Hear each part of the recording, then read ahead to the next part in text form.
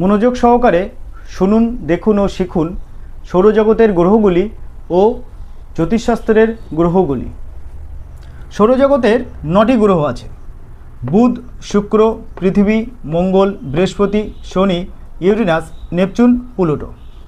এই 9টি গ্রহের মধ্যেও বর্তমানে প্লুটোকে বামন গ্রহ হিসেবে ধরা হয়েছে, কারণ এই প্লুটোর কক্ষপথে অন্য ধূমকেতুরা এসেও বিচরণ করতে শুরু করেছে বলে প্লুটোকে বামন গ্রহ হিসেবে ধরা হয়েছে। তাহলে বর্তমানে সৌরজগতের কতগুলি গ্রহ আছে? 8টি। কিন্তু জ্যোতিষে 9টি গ্রহ। কোন কোনগুলি সেগুলি? সূর্য একটি নক্ষত্র, তবুও জ্যোতিষে সূর্যকে গ্রহরূপে ধরা হয়েছে। চন্দ্র এটি পৃথিবীর উপগ্রহ, তবুও জ্যোতিষে চন্দ্রকে গ্রহ ধরা হয়েছে। মঙ্গল, বুধ, বৃহস্পতি, শুক্র, শনি এগুলি যেমন সৌরজগতেরই গ্রহ, তেমন জ্যোতিষেও এগুলোকেও গ্রহ ধরা হয়। এছাড়া রাহু, কেতু, এই পৃথিবীকে কেন্দ্র করে চন্দ্র তার নির্দিষ্ট কক্ষপথে ঘুরছে, আবার পৃথিবীও সূর্যকে কেন্দ্র করে তার নির্দিষ্ট কক্ষপথে ঘুরছে। এই চন্দ্রের কক্ষপথ আর পৃথিবীর কক্ষপথ যেখানে মিলিত হয়েছে, এই উত্তর দিকে যে অংশে মিলিত হয়েছে সেই স্থান বা সেই কাটান বিন্দুকে রাহু, আর দক্ষিণ দিকে যেখানে মিলিত হয়েছে সেই কাটান বিন্দুকে ধরা হয় কেতু।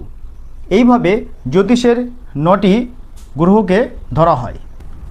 রাহু ও কেতু, সূর্যকে কেন্দ্র করে পৃথিবী নির্দিষ্ট কক্ষপথে ঘুরছে, আবার পৃথিবীকে কেন্দ্র করে চন্দ্র নির্দিষ্ট কক্ষপথে ঘুরছে। এই পৃথিবীর কক্ষপথ আর এই চন্দ্রের কক্ষপথ যে স্থানে মিলিত হচ্ছে সেই স্থানকে, মিলিত স্থানকে রাহু, এটা উত্তর দিক, এই উত্তর দিকের মিলিত স্থানকে রাহু, আর দক্ষিণ দিকে যে স্থানে মিলিত হচ্ছে সেই স্থানকে কেতু ধরা হয়। পৃথিবীর অক্ষ, কক্ষপথের সমতল রেখা, উলম্ব রেখা, উলম্ব রেখা থেকে 23.5 ডিগ্রি কোণ করে, আর কক্ষপথের সমতল রেখা থেকে 66.5 ডিগ্রি কোণ করে একটি কল্পিত রেখা টানা হয়েছে, যার নাম অক্ষ। এটি অক্ষের উত্তর মেরু, এটি দক্ষিণ মেরু।